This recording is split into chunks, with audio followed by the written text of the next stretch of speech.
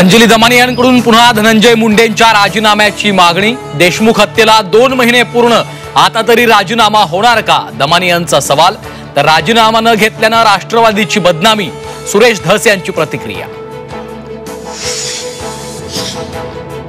3 तासात केलेल्या हत्येच्या तपासासाठी एवढे दिवस का लागतात? तपास यंत्रणेबाबत देशमुखांच्या मुलीनं उपस्थित केला प्रश्न। आम्हाला न्याय द्या, वैभवी देशमुखची मागणी। सोमनाथ सूर्यवंशी मृत्यू प्रकरणी परभणीत आणखी 4 पोलिसांचं निलंबन। नवा मोंढा पोलीस ठाण्यातील 4 पोलिसांवर निलंबनाची कारवाई।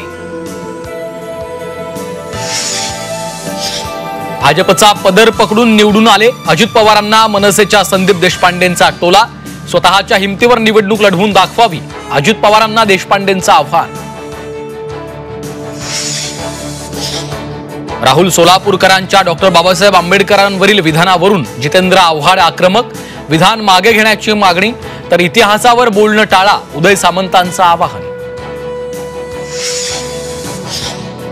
कोल्हापूरच्या विशाळगडावरील अतिक्रमण 30 दिवसात काढा। पुरातत्व विभागाकडून गडावरील 23 जणांना नोटिसा, गडावर पुन्हा एकदा खळबळ। आणि सोयाबीन खरेदी केंद्र बंद केल्यानं किसान सभा आक्रमक। कृषी मंत्र्यांच्या घरासमोर सोयाबीन ओतून करणार आंदोलन, किसान सभेचा आंदोलनाचा इशारा।